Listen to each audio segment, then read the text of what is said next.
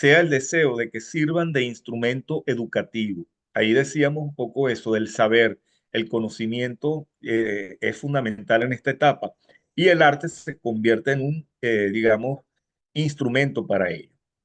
Ya no deben contribuir a exaltar el poder de la iglesia, ahí lo están viendo lo primero, ya no deben contribuir a exaltar el poder de la iglesia, ahí se ve claramente el veto a lo religioso, o de la monarquía, que ahí sería el otro veto al sistema político monárquico, sino ser reflejo de las virtudes cívicas. Por eso que es fundamental en el siglo XVIII la reivindicación del hombre y del hombre, pero el hombre como genérico. Nos referimos al hombre como entidad dentro de la sociedad. En esto nos estamos refiriendo al orden, a hombre en genérico o en total, no hombre y mujer en general, pues todo lo que es la figura humana es lo que va a predominar por encima del valor de la iglesia o del valor del rey. En definitiva, se va a reivindicar la sociedad y esto es lo que viene a continuación. El carácter moralizante adjudicado a las artes hizo que cambiara el papel del artista, que de artesano pasó a ser intérprete de los valores cívicos. Vean que ahí está claramente explicado lo de la sociedad. Empieza a ser reivindicada la sociedad todo lo que tiene que ver con sus valores cívicos. La atención a la sociedad como colectivo. Eso es fundamental dentro de la época de la Ilustración. Y ahí viene lo que viene a continuación. Así, los talleres artesanales fueron sustituidos por las academias. Esto es fundamental porque es la etapa donde van justamente a consolidarse las academias de bellas artes. Empiezan a surgir academias y también las academias dirigidas más al tema de orden ingenieril. ¿Ok? En general, las academias es fundamental en el siglo XVIII. Y no solamente estas dos academias, sino nos referimos a las academias en todos los ámbitos. Las academias de la lengua, las academias de la historia y así sucesivamente, las academias de medicina. Es precisamente como es una etapa donde se va a estimular el saber y el conocimiento. Bueno, esos saberes y conocimientos van a ser de alguna manera atesorados y fomentados en estas instituciones que son precisamente las academias. En algunos casos creadas inclusive por órdenes reales y en otros casos precisamente, bueno, por los sistemas de gobierno que haya en los distintos emplazamientos. Piense que para el caso de Venezuela y en general de América, empiezan a plantearse las primeras academias que son obviamente en un primer momento creadas por orden real, pero conforme se dio luego la independencia, hubo luego ya, una vez que el caso venezolano se crea la autonomía, pues se empiezan a gestar las academias ya locales ulteriormente. Y precisamente una de las academias que se van a dar en nuestro caso de manera bastante tardía es la Academia de Artes, que surge más bien como Instituto de Bellas Artes en la época de Guzmán Blanco y que va a ser luego consolidado en la época de Cipriano Castro como Academia de Bellas Artes. Estamos hablando ya incluso para comienzos del siglo XX. Pero en Europa en general, pues ya desde el siglo XVIII se empiezan a gestar las academias. Por ejemplo, en España, la Academia de Bellas Artes, que fue la Real Academia de Bellas Artes de San Fernando, fue creada a mediados del siglo XVIII por el rey Fernando VI.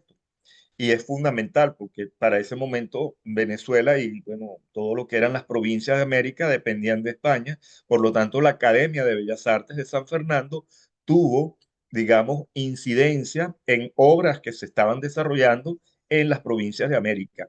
Y hubo inclusive decisiones, en algunos casos, de iglesias hechas en el siglo XVIII, donde arquitectos, por ejemplo, como Ventura Rodríguez, opinaron al respecto. Un caso emblemático es, por ejemplo, la catedral, lo que se estaba gestando, que no es la actual, pero lo que debió ser la primera catedral de Cumaná. La primera catedral de Cumaná, que obviamente se emprendió en estilo neoclásico.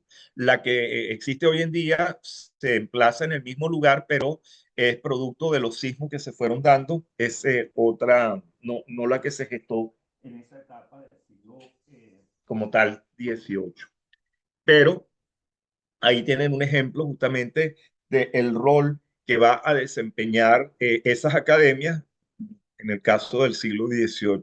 Ventura Rodríguez, un arquitecto que revisaremos justamente de los arquitectos neoclásicos, pero él fue catedrático y fue académico, justamente director de la Academia de Bellas Artes, de la Real Academia de Bellas Artes de San Fernando, y por eso tuvo o tenía inherencia en consultas que se le hacían sobre algunos proyectos que tenían de alguna manera algún conflicto. En el caso de la Catedral de Cumaná había problemas desde siempre por tanto el tema sísmico como por el tema de los suelos, y por eso pues se recurría incluso a ese tipo de consultas.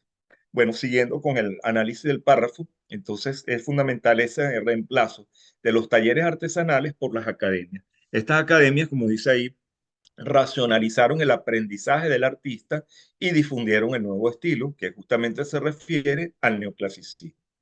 En la segunda mitad del siglo XVIII se establecieron academias en toda Europa, tal cual lo que les estoy diciendo el caso de la de España, que daban una formación clásica a sus alumnos y les concedían becas para estudiar en Roma las ruinas del pasado. Y esto es fundamental, porque Roma, obviamente, y también Grecia, se van a convertir en los patrones para justamente reivindicar todos esos rasgos de lo clásico. Entonces, emprenden viajes de estudio a través de esas becas para ir a Roma, a ir al Foro Romano, para aproximarse a edificaciones como el Coliseo o los arcos del triunfo de los emperadores romanos, o en general, pues las ruinas que estaban allí. Y esto tanto va a nutrir en general a la arquitectura nueva que se va a hacer, que obviamente va a estar dirigida a todo ese rescate de las líneas neoclásicas. Entendido esto, pasamos a este esquema que un poco digamos, sintetiza un poco todo este proceso de alguna manera que vamos a revisar a lo largo de este curso de Historia 3. Ahí tenemos justamente en la línea superior el siglo XVIII, lo que acabo de decir de la razón, que es lo que predomina, y de allí el neoclasicismo. Ese neoclasicismo, ¿verdad? Va a dar lugar también al clasicismo romántico conforme pasa el tiempo.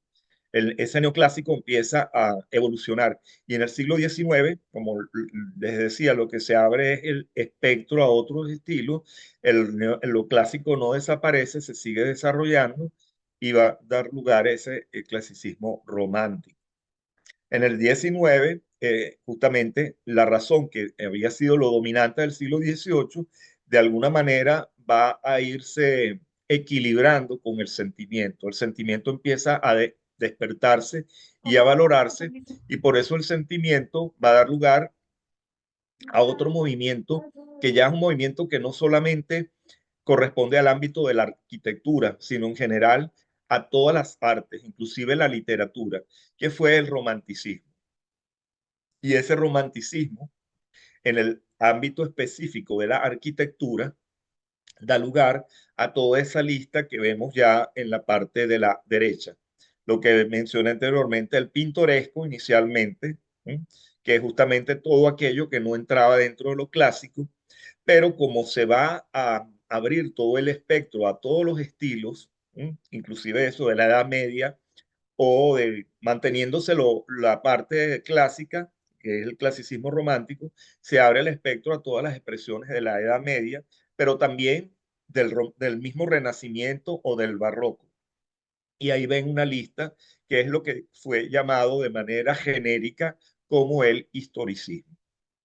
La palabra en sí misma lo dice, el historicismo es una etapa donde todos los estilos de la historia del arte y de la arquitectura pasan a ser reivindicados y vuelven a ser posiblemente usados por los arquitectos. Un arquitecto del siglo XIX debía tener un conocimiento amplio de todos los estilos, porque tanto un cliente como él mismo podía desarrollar, sin que le vetaran el proyecto, ¿verdad? Podía desarrollar un edificio neoclásico para un determinado cliente y luego para otro cliente un edificio en estilo neogótico o en estilo, inclusive vean allí en la parte final, habla del neoegipcio o de la chisuanería, que fue inclusive las reminiscencias de la arquitectura chinesca, o sea, oriental, ¿no? También ahí podríamos agregar el neohindú, ¿no? La arquitectura de la India. Es decir, es un momento en donde se ponen de moda todas las referencias históricas para desarrollar la arquitectura y eso dio lugar al historicismo.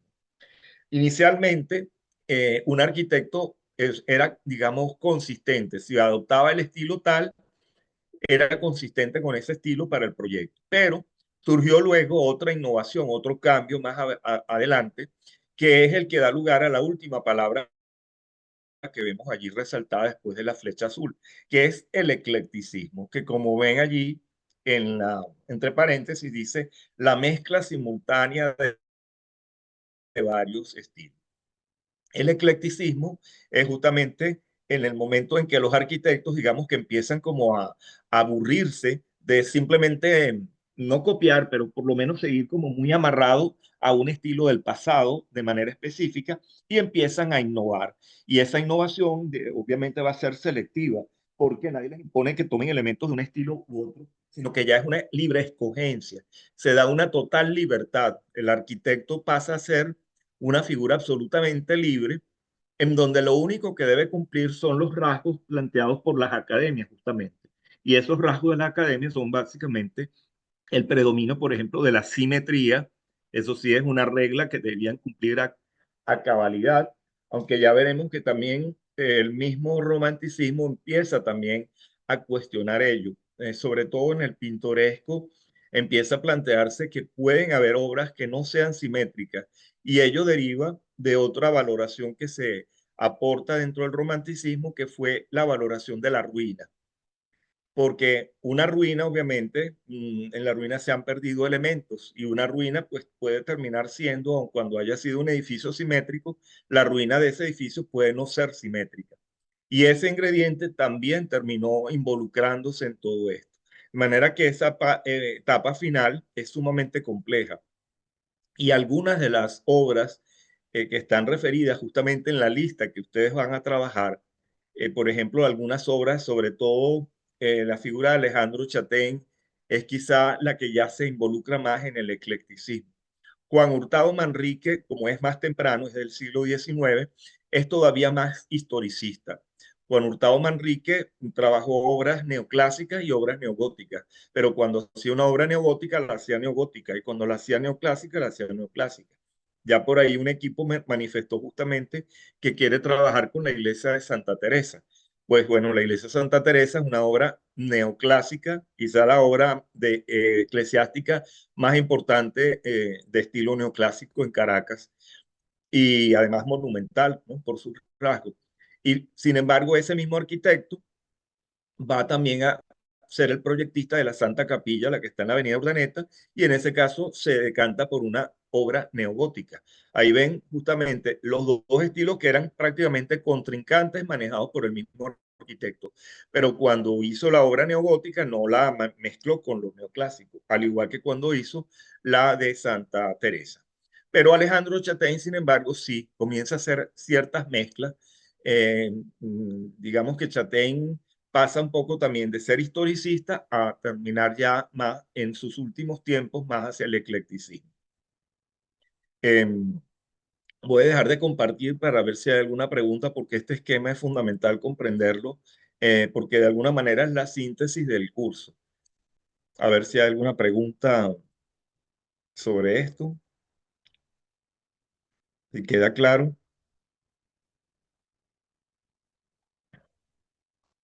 En el chat no hay ningún comentario.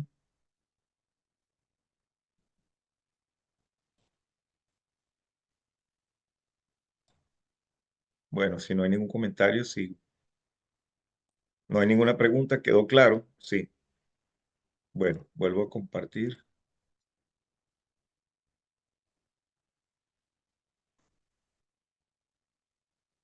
Entonces, ahora pasamos a este esquema que quizá nos amplía un poco la comparación, ¿no? Entre uno y otro.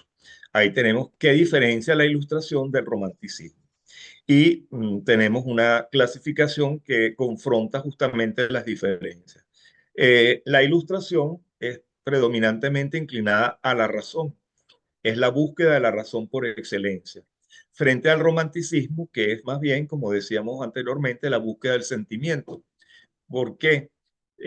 Por lo que viene en el segundo punto. El romanticismo, la palabra viene un poco de que parte de lo que se va a dar deriva incluso de la literatura. Los inicios del movimiento romántico se dan sobre todo en la literatura y tiene que ver con que se empezaron a reivindicar las lenguas romances. Todo lo que era la época justamente medieval, todos esos textos eh, de la época medieval, en donde la iglesia, como estaba en pleno proceso de consolidación, el cristianismo, a través justamente de los estilos del paleocristiano, del románico y el gótico, inclusive el bizantino, pues es una época donde lo religioso era fundamental dentro de la Edad Media y el romanticismo lo vuelve a reivindicar. Por eso se reivindica el sentimiento fundamentalmente y junto con él se van a reivindicar los estilos que habían acompañado ese proceso de la consolidación del cristianismo. Eso justamente va opuesto a la visión de la Ilustración, que era más bien una visión laica, una visión, como les dije anteriormente, anticlerical. El tercer punto que nos permite comparar, como la Ilustración se fundamenta en la razón, básicamente todo tenía que apuntar al conocimiento, pero el conocimiento justamente tratando de desmontar muchas de las explicaciones prácticamente metafísicas asociadas a milagros, que es lo que durante la Edad Media se fue difundiendo. Todo aquello de lo cual no se tenía conocimiento generalmente era considerado que era un castigo divino o que era un premio divino, ¿no? Muchas veces se atribuía a milagros, pero la Ilustración comenzó a tratar de enfatizar el de demostrar todo de una manera racional, como lo dice ahí, que fuera constatable y es por ello el momento clave del origen de lo que es el método científico, el de aplicar justamente hipótesis para confirmarla y a partir de ello entonces sí ser absolutamente conclusivo y enfático en que determinado hecho es así y no es de otra manera. El romanticismo, bueno, justamente como vuelve a tratar de rescatar aquello, empieza a ser explicado todo desde un sentimiento individual, empieza de nuevo esa exaltación a los temas divinos, a los temas esotéricos inclusive, empiezan a volverse a reivindicar y por ello pues todos los estilos de la Edad Media pasan a ponerse de moda junto con lo mismo neoclásico. El neoclásico no es que desaparece, se sigue usando, pero ya vamos a ver que lo que surge es que empieza a aplicarse un criterio de la caracterización de los edificios. Y entonces los estilos empiezan a ser usados para que de alguna manera evoquen hacia su imagen exterior cuál es la función que desempeñan. Por ello, generalmente para los temas, por ejemplo, de orden político o de carácter cultural, generalmente se inclinaron más a las líneas neoclásicas.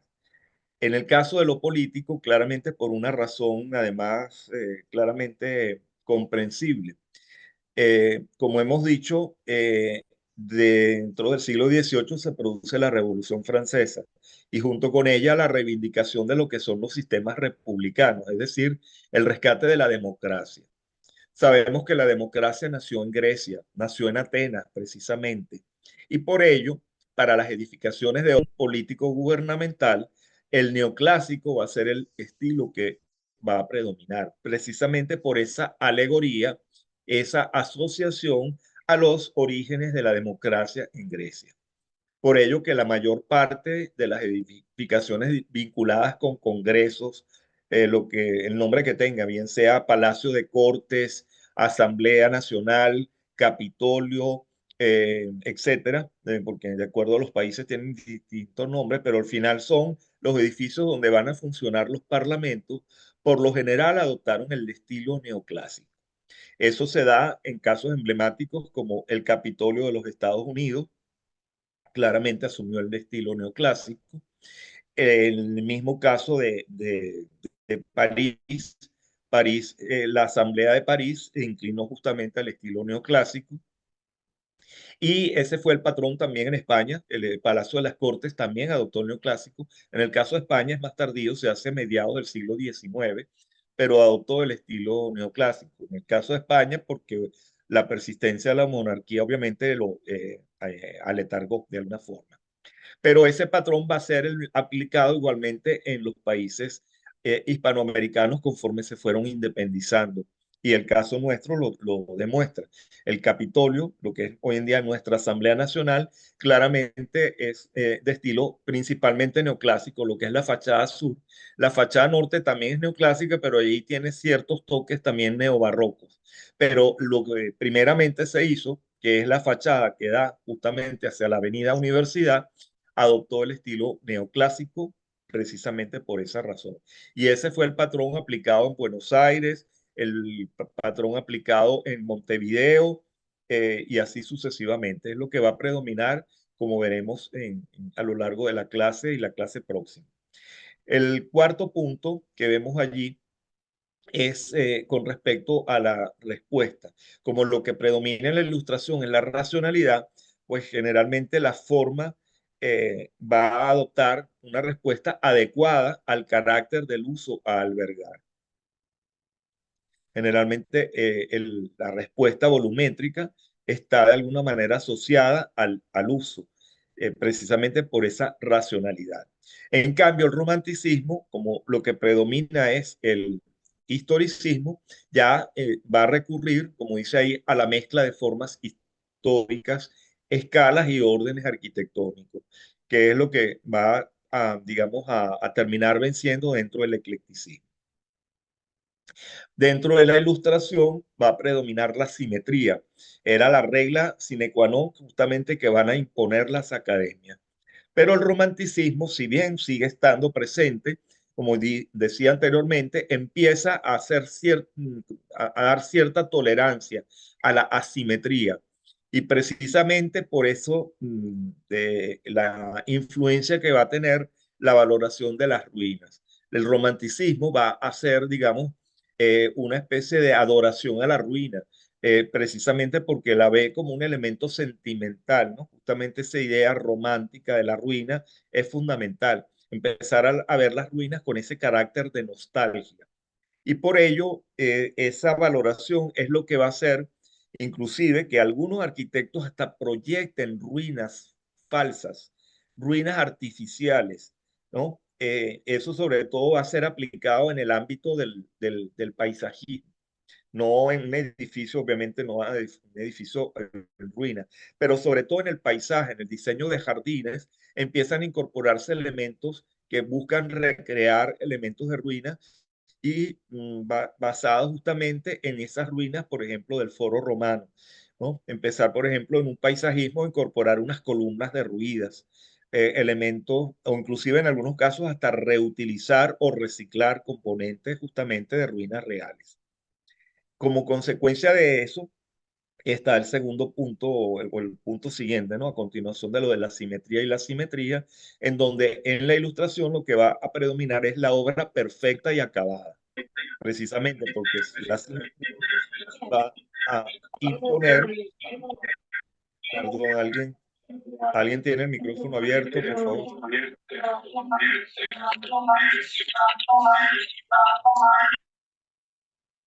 Apaguen el micrófono, alguien tiene el micrófono abierto, por favor. Bueno, como decía, el tema de la... ¿Qué pasó aquí?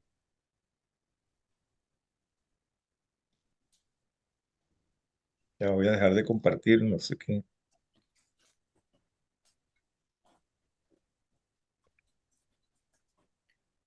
Ajá, como decía, en la parte de la obra perfecta y acabada en la ilustración como consecuencia de la simetría, precisamente porque lo que se hacía de un lado del edificio se repetía del otro. Y obviamente si no se repetía, terminaba siendo inacabado, que es justamente lo que va a exaltar el romanticismo, que es justamente eso, la obra perfecta inacabada. Con el romanticismo podríamos decir que se impone la asimetría, y esto es importante, fíjense por qué, porque la arquitectura moderna, como la arquitectura moderna se deslastra precisamente del academicismo y las volumetrías modernas van a derivar más de la manera como se trata el programa de áreas, el programa de usos y la funcionalidad del edificio, pues las obras de la modernidad van a tender más bien a eso, a lo imperfecto, pero no por imperfección, digamos, volumétrica, sino confrontado con lo que era esa perfección simétrica, en donde lo que hay de un lado no necesariamente es igual que el otro, pero sí donde lo que debe imperar es más bien la estética, en donde se busque equilibrar, ¿no? A lo mejor no es idéntico, pero entonces se equilibran las masas por sumatoria de pesos, etcétera. Ya en la modernidad y el mismo romanticismo va a empezar a manejar esas otras estrategias. Es decir, se logra la estética no simplemente por replicar lo que está de un lado con respecto al otro a partir de un eje de simetría, sino más bien por equilibrios de formas y de volúmenes. Luego el otro punto que ya tiene que ver con la irregularidad territorial es el tema de la geometrización. La ilustración va a tratar de geometrizar y racionalizar el entorno natural y territorial. Por ejemplo, en el ámbito paisajístico, los jardines de la ilustración, claramente neoclásicos, se trabaja inclusive la naturaleza, los elementos orgánicos como si fueran cuerpos totalmente racionales. A veces hasta se tallan los setos, los árboles, las copas de los árboles son talladas como si fueran esferas, ¿no? Buscando un proceso de geometrización. El romanticismo, por el contrario, va a adaptarse a las irregularidades del paisaje y del territorio, ¿no? La ilustración trató de geometrizar, de hacer, por ejemplo, cortes de terreno, rellenos de terreno, para tratar de lograr una perfección geométrica. Pero el romanticismo, como va a valorar justamente esas asimetrías e irregularidades, se va a adaptar a ellas y le va a sacar un provecho estético también. Eh, Inspirado en ello, pues también la naturaleza para la ilustración va a ser un recurso material y técnico. Precisamente en la ilustración, la naturaleza es el que aporta las materias primas, pero esas materias primas van a ser, como les dije, racionalizadas. En cambio, para el romanticismo, la naturaleza es un punto de inspiración y sobre todo de contemplación. Esas irregularidades se convierten en justamente escenarios del romanticismo, escenas paisajísticas que van a ser valoradas para su contemplación. Dentro de la ilustración, ya llegando al último punto, como todo se va a racionalizar, pues lo que va a predominar es la normalización, la estandarización y sobre todo la producción industrial en serie. Y esto está articulado a su vez con los procesos de industrialización que se van a ir imponiendo en esta etapa. Los procesos de industrialización es fundamental, recuerda claves del siglo XVIII. Por lo tanto, la ilustración va a contribuir justamente a esos procesos de industrialización, de normalización, de tipificación de todo. El romanticismo, por su lado, puede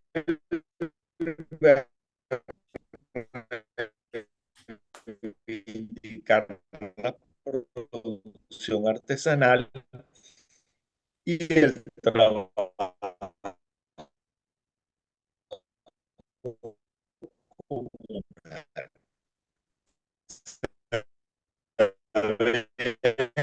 que en realidad pues es absolutamente antagónica una postura con respecto a la otra.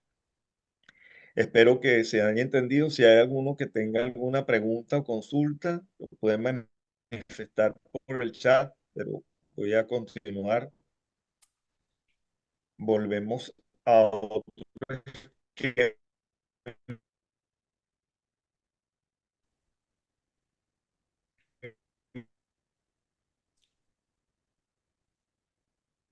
que también es importante que aquí tenemos los estilos y lenguajes. Son el siglo XIX, el XVIII chileno, la ilustración de la arquitectura.